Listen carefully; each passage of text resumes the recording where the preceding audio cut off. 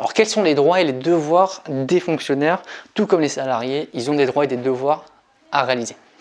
Déjà, on va commencer par les droits. Alors comme les salariés, et c'est tout à fait normal, dans le cadre de du contrat qu'ils ont, alors c'est pas un contrat de travail qu'ils ont, c'est un statut. En fait, ils n'ont pas de contrat de travail, parce que dans le privé, vous avez toujours un contrat de travail pour votre emploi, donc qui assure une rémunération en échange justement du travail effectué et qui va régir justement toutes les règles autour. Pour les fonctionnaires, c'est complètement différent puisque vous n'avez pas de contrat de travail, vous avez un statut, donc ce sont des lois en fait qui vont mettre en place toutes les règles du travail que vous allez occuper en fait.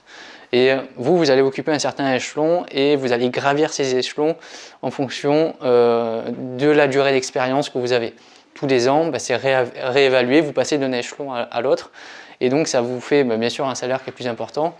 Et du coup, en fonction de votre expérience et donc du temps, vous allez grimper des échelons et donc votre rémunération va être plus importante. Bien sûr, il y a des échelons, enfin il y a des cadres de rémunération qui sont définis en fonction de la catégorie dans laquelle vous êtes, si vous êtes en catégorie C, B, A ou A+, en fonction du poste occupé évidemment et du coup de l'expérience.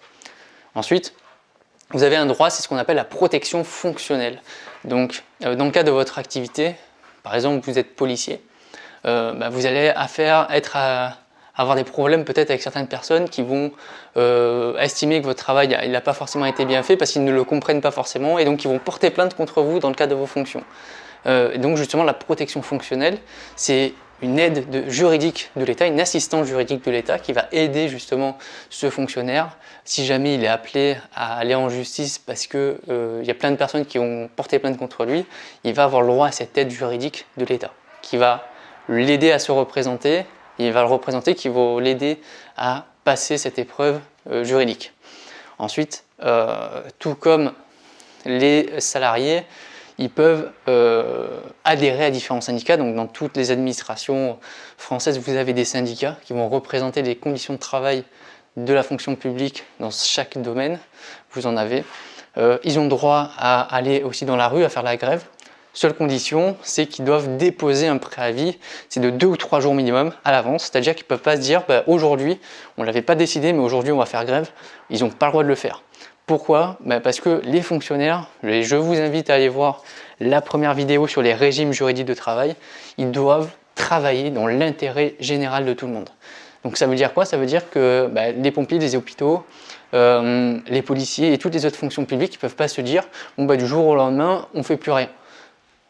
Ils doivent laisser au moins un préavis de 3 jours et même, j'irai un peu plus loin, dans certaines fonctions indispensables, justement comme je les ai dites précédemment, dans le secourisme ou dans les hôpitaux, dans les soins, il doit avoir quand même une activité peut-être ralentie, mais une activité qui doit être poursuivie en tout cas.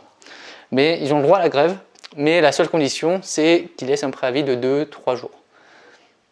Et ils ont bien sûr aussi au même droit que les salariés, c'est le droit de formation. Ils ont le droit à avoir un parcours de formation, à évoluer, à faire évoluer leurs compétences pour faire évoluer leur emploi également. Maintenant, on va voir les devoirs des fonctionnaires. Donc maintenant, on va voir les devoirs des fonctionnaires. Donc, comme ils ont des droits, ils ont forcément des devoirs. Donc, le premier devoir, c'est le secret professionnel. Dans le cadre de la fonction publique, c'est pareil, ils vont avoir accès à des données personnelles des personnes, à des fichiers, alors pas de clients, mais justement de citoyens dans ce cadre. Dans ce cadre-là, par exemple, vous êtes en mairie, vous allez avoir peut-être accès à toute la liste électorale avec toutes les adresses. Vous êtes dans la police, vous allez avoir accès à plein de logiciels de recherche. Donc vous allez avoir accès à plein d'informations judiciaires sur beaucoup de personnes. Vous avez le secret professionnel. Pareil, peut-être qu'en étant dans l'administration, vous allez avoir des directives en avance par rapport aux citoyens. Et donc, ces informations, vous devez les garder pour vous. Pour l'instant, tant qu'elles n'ont pas été révélées. Vous avez le droit, une obligation d'obéissance hiérarchique. Ça, c'est vraiment la base chez les fonctionnaires. C'est-à-dire que vous avez une direction générale de votre service.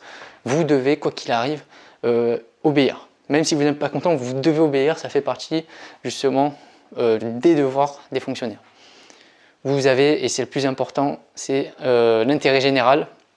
si vous devenez fonctionnaire, si vous le devenez, c'est pour un seul objectif, c'est pour servir le citoyen. Donc vous devez travailler dans l'intérêt général et c'est pour ça qu'on a un préavis de grève parce que on ne peut pas arrêter notre activité comme ça sur un coup de tête du jour au lendemain.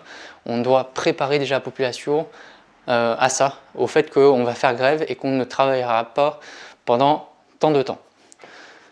Vous avez aussi un droit de réserve et de neutralité des opinions. Donc je vais prendre l'exemple d'un agent d'accueil par exemple, dans un service d'administration, peu importe lequel.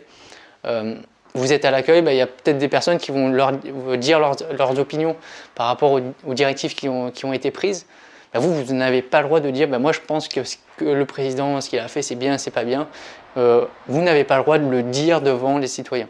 Vous pouvez le penser si vous voulez, mais vous n'avez pas le droit de le publier sur vos réseaux sociaux ou autres. Vous avez un droit de neutralité, de réserve. Vous ne devez pas dire vos opinions et vous ne devez pas agir en fonction des opinions des autres personnes parce que vous travaillez dans l'intérêt collectif de tout le monde et pas dans l'intérêt des personnes que vous appréciez. Et les devoirs également, c'est vous n'avez pas le droit de cumuler plusieurs activités professionnelles.